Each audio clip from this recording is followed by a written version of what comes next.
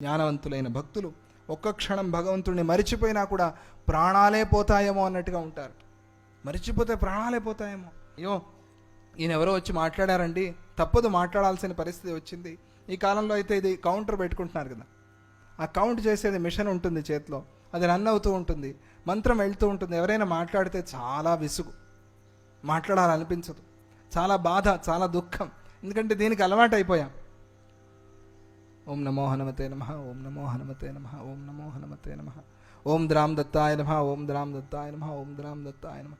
దీనికి అలవాటైపోయి ఎవరైనా మాట్లాడటానికి వస్తున్నారంటే వీడు అలా పక్కకి వెళ్ళిపోతే బాగుంటుంది. కనిపిస్తూ ఉంటాడు, వస్తాడు, మాట్లాడతాడని తెలుసు, వాడితో మాట్లాడాలి తప్పదు, లేకపోతే కోపం వస్తుంది. లేదా వాడు మన బాస్ అయి ఉంటాడు, లేదా మనకన్నా పై అధికారి, వాడు వచ్చినప్పుడు వాడితో మాట్లాడాలి తప్పదు. ఎలా మంత్రం ఆగిపోతుంది అని బాధపడే భక్తులు ఉన్నారు. దత్త భక్తుల్లో చాలామంది ఉన్నారు. వాళ్ళని చూసి సంతోషం అవుతుంది. కొంతమంది మంత్రాన్ని మరిచిపోయి కేవలం ఒత్తుతూ ఉంటారు. వాళ్ళు కూడా కొంతమంది ఉన్నారు.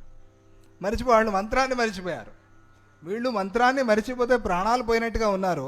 కొంతమంది మాట్లాడుతూ కూడా ఒత్తేస్తున్నారు. ఏమండి బాగున్నారా, ఏం జరిగింది ఈరోజు, ఎట్లా ఉంది సమైక్యాంధ్ర విషయం అంతా, వెళ్ళిపోతుంది ఇక్కడ. తర్వాత లెక్క వచ్చి ఇచ్చేస్తారు. అందుకే విష్ణు సహస్రనామంలో 1,000,000 కాదు 3,000,000 ఇవ్వాలి అని చెప్పింది. అట్లా ఒత్తిన వాళ్ళు చాలామంది ఉన్నారు. అలా కూడా మనం చేస్తాం. అది ఎందుకని అంటే అలవాటైపోయి, ఇది ఒత్తటం అలవాటైంది, మంత్రం అలవాటు కాలేదు. ఇది ఒత్తటం ఎందుకని, ఒత్తి ఒత్తి ఒత్తి అలవాటైపోవాలి. మనస్సుని ఒత్తుతున్నాం మనం, దీన్ని కాదు, మనస్సుని ఒత్తాలి. ఆ నామంతో మనస్సుని ఒత్తాలి.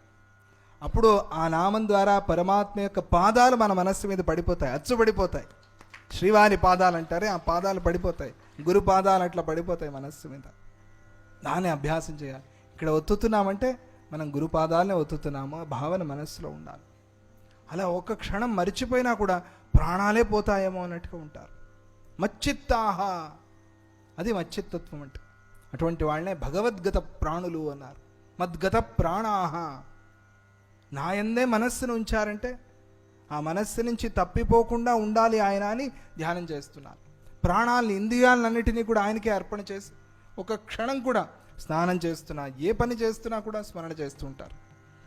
అది కావాలి. అలా ఒక్కరోజు, సంవత్సరంలో ఒక్కరోజు మనం కేటాయించినా కూడా చాలు, జన్మ ధన్యం అయిపోతుంది. సంవత్సరంలో ఒకసారి, జన్మలో ఒకసారి కేటాయించినా కూడా చాలు, జన్మ ధన్యం అయిపోతుంది. ఒక్కరోజు, ఆ ఒక్కరోజు ఇంకేమీ లేదు, కేవలం భగవన్నామస్మరణ. అట్లా ఒక్కరోజు వేరే ఏ మాట్లాడకూడదు. మౌనం కాదు, మౌనం వేరే, మౌనం అయితే దీనికన్నా అతీతమైంది. మౌనం నిదానంగా దీంతోనే వస్తుంది. ఒకరోజు సంపూర్ణంగా నామస్మరణ 6 to 6 నామస్మరణ చేస్తానని పెట్టుకుంటే, నామస్మరణ భజన చేయాల్సిన పని లేదు. శ్రమ అవ్వచ్చు శరీరానికి, అట్లా కాకుండా నామస్మరణ లోపలే చెప్పుకో. ఈరోజంతా వేరే ఏది మాట్లాడను, నామస్మరణ చేస్తాను.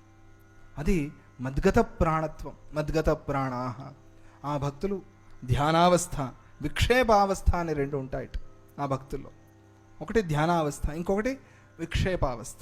ధ్యానావస్థలో వారు చిత్తాన్ని భగవంతుడికి అర్పించి ఉంటారు. ఇక బాహ్య ప్రపంచానికి వచ్చిన విక్షేపావస్థలో భగవంతుడి గురించి గోష్ఠులు, సత్సంగాలు చేస్తూ ఉంటారు. ధ్యానావస్థలో లోపలే ధ్యానం చేస్తారు. ఇక విక్షేపావస్థ, బయటకు వచ్చాం కదా, బయటకు వచ్చినప్పుడు ఎలా మాట్లాడాలి కదా, లేకపోతే మాటలు రావనుకుంటారు, ప్రపంచంలో బతకలేం. ఏం చేయాలి, పోనీ భగవంతుడికి సంబంధించిన విషయాలనే మాట్లాడదాం, మంచినే మాట్లాడదాం. అలా విక్షేపావస్థలో కూడా భగవంతుడి గురించే మాట్లాడుతూ ధ్యానం చేస్తూ నామసంకీర్తన చేస్తూ ఉంటారు. గోష్ఠులు, సత్సంగాలు లేనప్పుడు స్వయంగా వారిలో వారే నామస్మరణ చేసుకుంటూ ఇందిరేష గోవింద, ఇందుముఖ గోవింద, వాళ్ళలో వాళ్ళే, మనం బయటికి పాడాలని లేదు, మనలో మనమే పాడుకోవచ్చు.